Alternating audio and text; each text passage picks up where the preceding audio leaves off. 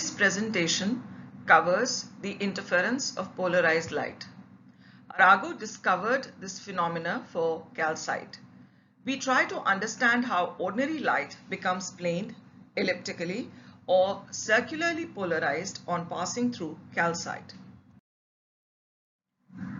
The first investigation of interference of polarized light was made by Arago in 1811.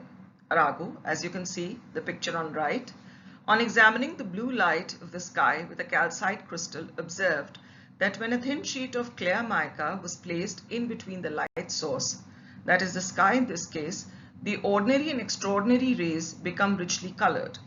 This effect is produced by nearly all crystals and is due to the interference of polarized light. In relatively few cases, it is due to optical activity. Elliptically polarized light. Suppose that plane polarized light from a Nicol prism N1 is incident normally on a thin plate of calcite C cut with faces parallel to the optic axis.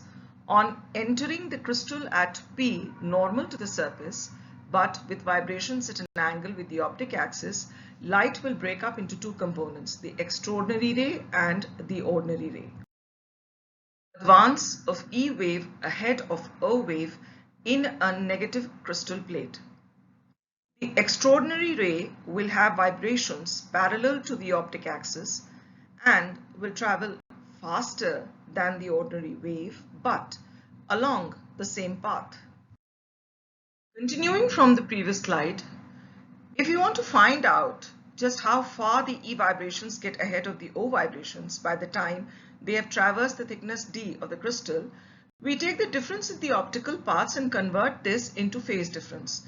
The optical path difference for the O ray is N0D.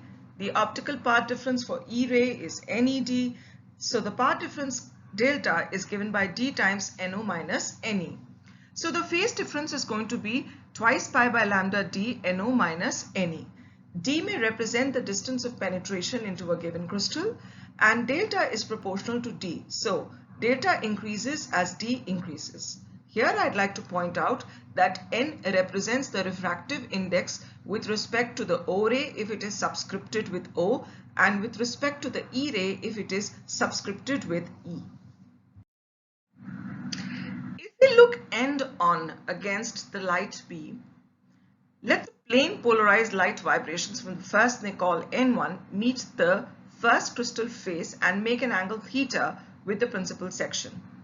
If A is the amplitude of light, it is going to be broken up into two components.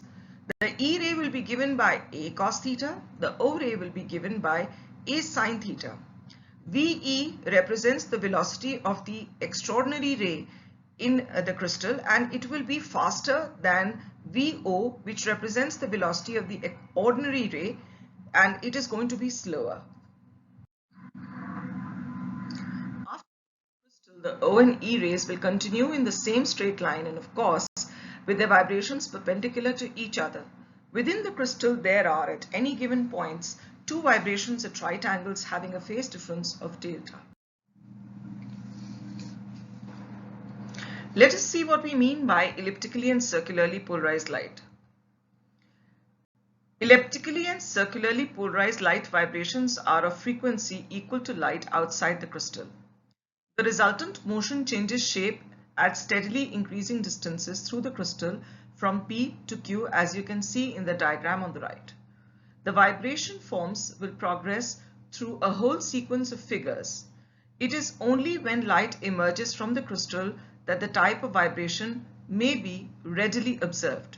Depending on the thickness of the crystal, this will be some figure enclosed within a rectangle of sides 2a cos theta and 2a sin theta. For values of delta equal to 0, 2 pi, 4 pi, etc., the linear incident vibration will emerge unchanged. For values of delta equal to pi, 3 pi, 5 pi and so on, the linear vibration makes an angle 2 theta with its original direction. At all intermediate values of delta of the motion is an ellipse, the shape of which depends upon the values of theta and delta. Such a light is termed elliptically polarized light, of which linearly and circularly polarized light are special cases.